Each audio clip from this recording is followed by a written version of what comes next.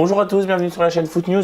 Aujourd'hui, c'est débrief de ce week-end foot en parlant donc de la Serie A. Ok, donc la Serie A, bizarre, pas tellement de surprises, on va dire. Non, pas beaucoup de suspense. Hein. C'est comme en Allemagne, le suspense n'est pas présent. Mais encore que cette année, on peut compter sur la Roma et Naples. Et le Napoli, effectivement, qui essaye de suivre la cadence de la Juventus. Tiens, si on parlait de la Juventus d'abord, en soulignant leurs résultats, qui est énorme, une victoire. D'ailleurs, en parlant de la Juventus, on peut noter donc cette victoire à l'extérieur sur la pelouse 2. C'est quelle équipe déjà? C'est très bien, c'est la Sampdoria de Gênes, c'est très bien marqué. Voilà, pourtant c'est très bien explicite. Excusez-moi, j'arrivais pas à... Bref, et ce qu'on peut dire sur ce match, c'est surtout la sortie de Dybala sur blessure. Ouais, ça craint un petit peu ça. Alors, j'ai pas forcément d'informations à donner sur sa blessure, hein, je sais pas trop. Moi non plus, j'ai pas beaucoup d'infos, mais j'espère qu'il sera pas blessé trop longtemps. Bon, heureusement, il y a la trêve là. Donc malheureusement il jouera peut-être pas avec l'Argentine, mais au moins il pourra se remettre. Hein. On s'en fiche un petit peu. Parce que la Ligue des Champions, il y a le Barça qui arrive. Ouais. Il va falloir être bon. Et la Juventus sans Dybala, ça marque moins de buts. Hein. Si tu comptes que sur Higuain pour mettre tes buts. Mais au moins là on va pouvoir revenir à un schéma avec Mandzukic et Higuain en pointe. Oui, ça peut être plus intéressant. Voilà. Avec Mario Piaka peut-être à gauche. J'aime beaucoup ce joueur, ce jeune joueur là. Ah ouais, le petit croate. Le petit croate. Il a du talent ce mec. Je l'ai vu contre Porto seulement pas longtemps. Bah oui, et il a marqué d'ailleurs contre Porto en rentrant. Donc faut le voir, c'est un bon joueur.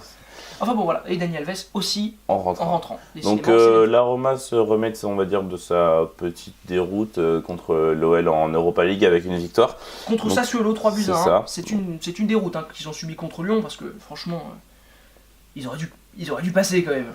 Enfin bon, on va pas revenir là-dessus, on a déjà fait une vidéo dessus, donc ça sert à rien. Victoire 3-1, ils se sont remis en selle face à Sassuolo qui est pas une très grande équipe, je regarde leur classement, c'est 15ème, bon, c'est un milieu de tableau. Ouais, mais ça a le mérite, voilà. En 3-1, c'est le bon score, c'est bien, ça montre qu'ils sont bien. Ils sont bien. Et puis Naples qui s'impose 3-2 à l'extérieur sur la pelouse de l'Empoli. L'Empoli, 17ème aussi, c'est pas une grande équipe, mais là c'est à l'extérieur, et gagner à l'extérieur, c'est jamais facile. Un petit 3-2, c'est chaud quand même. Hein. C'est chaud patate. C'est chaud. Est-ce que tu veux que je te donne les buteurs?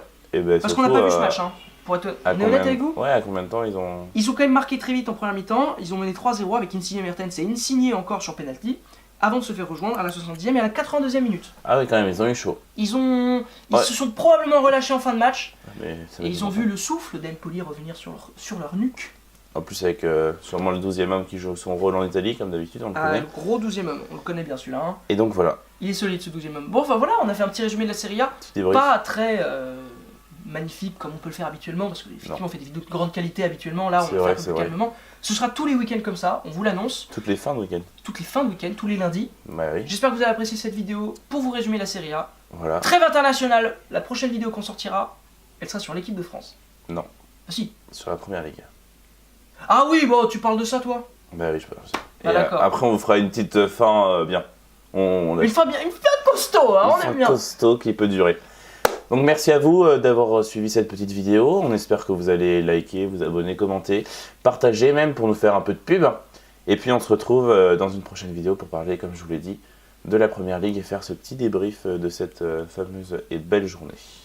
What we do here is go back.